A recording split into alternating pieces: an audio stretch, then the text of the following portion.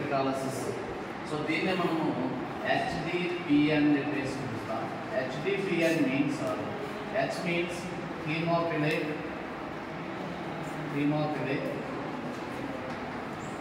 Disorder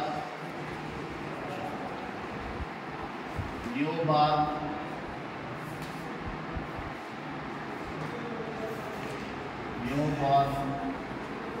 baby. So HDNB అంటే hemophilic disorder of the newborn baby. So erythroblastosis fetalis అనేటువంటిది జనరల్గా RH positive parent, that means RH positive father if get married with the RH negative mother. So అంటే ఇక్కడ father వచ్చేసి RH positive కలిగినటువంటి వ్యక్తి RH negative కలిగినటువంటి వ్యక్తిని marriage చేసుకున్నప్పుడు వారికి పుట్టేటువంటి సెకండ్ జనరేషన్లో ఎరిథ్రోబ్లాస్టోసిస్ ఫీటాలిసిస్ అనేటువంటి ఒక డిజార్డర్ అనేటువంటిది ఒకటి వస్తుంది. దాన్ని మనము హీమోఫిలిక్ disorder of the new born baby అని చెప్పేసి పిలుస్తాం. అయితే ఇక్కడ RH పాజిటివ్ అంటే రీసస్ మంకీ. సో రీసస్ అనేటువంటి ఒక మంకీలో సో ఇది RH అనేటువంటి దాన్ని ఐడెంటిఫికేషన్ చేయడం జరిగింది. అలెగ్జాండర్ అనేటువంటి సైంటిస్ట్, అదేవిధంగా వీనర్ అనేటువంటి సైంటిస్ట్, వీనర్ అనేటువంటి శాస్త్రవేత్త, అదేవిధంగా అలెగ్జాండర్ అనేటువంటి సైంటిస్ట్, వీళ్ళిద్దరూ కలిసి మనకు రీసస్ మంకీలో ఈ RH ఫ్యాక్టర్ను ఐడెంటిఫికేషన్ చేశారు. సో ఈ RH ఫ్యాక్టర్లో వచ్చేసి ఏవైతే RH యాంటీజెన్ను కలిగి ఉన్నాయో సో అలాంటి వాటిని RH పాజిటివ్ అని, ఏవైతే RH యాంటీజెన్స్ ఆబ్సెంట్ అయి ఉన్నాయో అలాంటి వాటిని RH నెగిటివ్ అని చెప్పేసి పిలవడం జరిగింది. అర్థమవుతుందా? సో ఏవైతే RH పాజిటివ్ని కన్సిస్ట్ అయి ఉన్నారో యాంటీజెన్స్ ఐడెంటిఫికేషన్ అయితే అలాంటి వాటిని RH పాజిటివ్ అంటారు. అంటే యాంటీజెన్ కలిగి ఉంటే RH పాజిటివ్, లేదా డి యాంటీజెన్ అంటారు. సో ఎవరైతే ఇక్కడ డి యాంటీజెన్స్ కన్సిస్ట్ అయి ఉంటారో వారి బ్లడ్లో అలాంటి వారిని RH పాజిటివ్ అని చెప్పేసి పిలుస్తారు. ఎవరికైతే డి యాంటీజెన్ ఆబ్సెంట్ అయి ఉంటుందో అలాంటి వారిని వచ్చేసి RH నెగిటివ్ అని చెప్పేసి చెప్తారు. సో దీన్ని ఐడెంటిఫికేషన్ చేసింది ఆ రీసస్ మంకీలో ఐడెంటిఫికేషన్ చేశారు. సో దాని పేరు మీదుగానే దీనికి RH అనేటువంటి నేమ్ వచ్చింది. సో ఈ మంకీ నేమ్ వచ్చేసి మకాకా మలక్కా అనేటువంటి ఒక మంకీలో అలెగ్జాండర్ అండ్ ఎస్ వీనర్ అనేటువంటి సైంటిస్టులు ఐడెంటిఫికేషన్ చేయడం జరిగింది. సో దీని ద్వారా ఒక డిజార్డర్ అనేటువంటిది వస్తుంది. అదేంటి అని అంటే ఇప్పుడు మనం చెప్పుకున్నట్టు ఎరిథ్రోబ్లాస్టోసిస్ ఫీటాలిసిస్, ఇది 4 మార్క్స్ చాలా ఇంపార్టెంట్. సో దీంట్లో RH పాజిటివ్ కలిగినటువంటి ఫాదర్, RH నెగిటివ్ కలిగినటువంటి మదర్ను వాళ్ళిద్దరికి మధ్య మ్యారేజ్ జరిగినప్పుడు సో పుట్టబోయేటువంటి సంతానంలో ఫస్ట్ జనరేషన్ కాకుండా సెకండ్ చైల్డ్ ఏదైతే ఉంటుందో ఆ సెకండ్ చైల్డ్ బేబీ ఫామ్ అయ్యేటప్పుడు ఇక్కడ ఆ డిజార్డర్ ఫామ్ కావడం జరుగుతుంది. సో ఈ డిజార్డర్ ఏంటి అని అంటే ఈ ప్రాబ్లం ఉన్నటువంటి వ్యక్తుల్లో అనీమియా అండ్ దాంతోపాటు జాండీస్ అనేటువంటిది ఆ బేబీకి రావడం జరుగుతుంది. సో ఇప్పుడు ఎలా వస్తుంది అని అంటే జనరల్గా వీరిద్దరికి మ్యారేజ్ జరిగినప్పుడు ఫస్ట్ చైల్డ్లో ఏ విధంగా ఏం జరుగుతుందో చూద్దాం. ఫస్ట్ చైల్డ్లో మదర్ వచ్చేసి RH నెగిటివ్ కన్సిస్ట్ అయ్యింది. మదర్ బ్లడ్ వచ్చేసి RH నెగిటివ్గా కన్సిస్ట్ అయ్యింది. సో RH నెగిటివ్ ఉండి ఫస్ట్ సంతానంలో పుట్టేటువంటి బేబీ ఏదైతే ఉంటుందో ఆ బేబీ బ్లడ్ వచ్చేసి లేదా ఫీటల్ బ్లడ్ అంటారు. Foetal blood.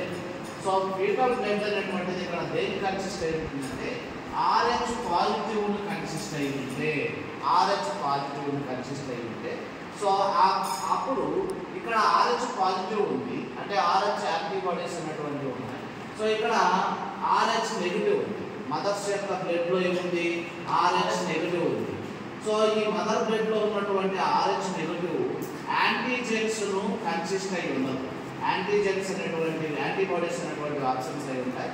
సో ఇప్పుడు ఈ యాంటీజెన్ అనేటువంటిది ఈ RH పాజిటివ్ సంబంధించినటువంటి బ్లడ్తో సెన్సిటైజ్ చేస్తుంది. ఇది ఎప్పుడు సెన్సిటైజ్ చేస్తుంది అని అంటే ఫర్ ఎగ్జాంపుల్ ఈ ఇది ప్లాసెంటా. ఇది ప్లాసెంటా అయితే ఇది మదర్స్ యొక్క ఊమ్ అనుకుంటే మదర్స్ యొక్క బ్లడ్ అనుకున్నాం. సో ఈ మదర్ యొక్క బ్లడ్ ఇక్కడ కన్సిస్ట్ అయ్యింది. ఇది ఫీటల్ బ్లడ్, ఇది ప్లాసెంటా. సో ఫస్ట్ డెలివరీ అయ్యేటప్పుడు మదర్ ఫస్ట్ బేబీ డెలివరీ అయ్యేటప్పుడు ప్లాసెంటా అనేటువంటిది ఇక్కడ ప్లాసెంటా తెలుగులో జరాయువు అని చెప్పేసి పిలుస్తారు. ఈ ప్లాసెంటా అనేటువంటిది డిస్ట్రాయ్ చేయబడుతుంది. సో డిస్ట్రాయ్ చేయబడినప్పుడు ఇక్కడ ఉన్నటువంటి ఏవైతే RH పాజిటివ్ బ్లడ్ కన్సిస్ట్ అయ్యిందో ఈ RH పాజిటివ్ బ్లడ్ అదేవిధంగా ఇక్కడ RH నెగిటివ్ బ్లడ్ ఉంటుంది. ఈ రెండు కూడా మిక్స్ అవుతాయి. సో ఈ విధంగా ఈ రెండు కూడా మిక్స్ అయినప్పుడు ఇది సెన్సిటైజ్ చేయబడుతుంది. సో అప్పుడు ఈ మదర్స్ యొక్క బ్లడ్ ఏం చేస్తుంది అని అంటే RH యాంటీబాడీస్ ప్రొడ్యూస్ చేస్తుంది. RH antibodies. సో ఈ RH యాంటీబాడీస్ అనేటువంటివి ఇమ్యునోగ్లోబిన్స్ జీకి సంబంధించినటువంటి. IG మీన్స్ ఇమ్యునోగ్లోబిన్స్ అని చెప్పేసి పిలుస్తా. ఇది జీ టైప్కి సంబంధించిన ఇమ్యునోగ్లోబిన్స్లో మనకు టైప్స్ ఉంటాయి.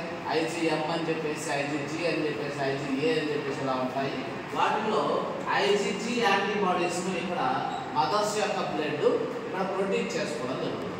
మళ్ళీ సెకండ్ బేబీ ప్రొడ్యూస్ అయ్యేటప్పుడు ఆల్రెడీ మదర్స్ యొక్క బ్లడ్ అనేటువంటిది RH సెన్సిటైజ్ బేబీ యొక్క బ్లడ్తో సెన్సిటైజ్ చేయబడింది కాబట్టి ఇక్కడ RH యాంటీబాడీస్ను ప్రొడ్యూస్ చేసుకుంటుంది. సో సెకండ్ బేబీ కూడా సెకండ్ చైల్డ్ ప్రొడ్యూస్ అయ్యేటప్పుడు ఏం జరుగుతుంది అంటే సెకండ్ చైల్డ్ కూడా RH పాజిటివ్ కన్సిస్ట్ అయి ఉంటే బ్లడ్లో RH పాజిటివ్ను కన్సిస్ట్ అయి ఉంటే RH యాంటీజెన్స్ వాళ్ళలో ఉన్నాయి. సో అలాగే మదర్స్ యొక్క దాంట్లో బ్లడ్లో RH యాంటీజెన్స్ లేవు కాబట్టి ఇక్కడ RH యాంటీబాడీస్ ప్రొడ్యూస్ చేసుకుంటున్నాయి. సో ఈ RH పాజిటివ్ బ్లడ్ వచ్చేసి మదర్స్ యొక్క బ్లడ్లో కలుస్తుంది. సో ఈ RH పాజిటివ్ బ్లడ్ ఏం చేస్తుంది అని అంటే మదర్స్ బ్లడ్లో ఉన్నటువంటి ఇక్కడ RBCలను డిస్ట్రాయ్ చేసేస్తుంది. RBC సెల్స్ను డిస్ట్రాయ్ చేస్తుంది.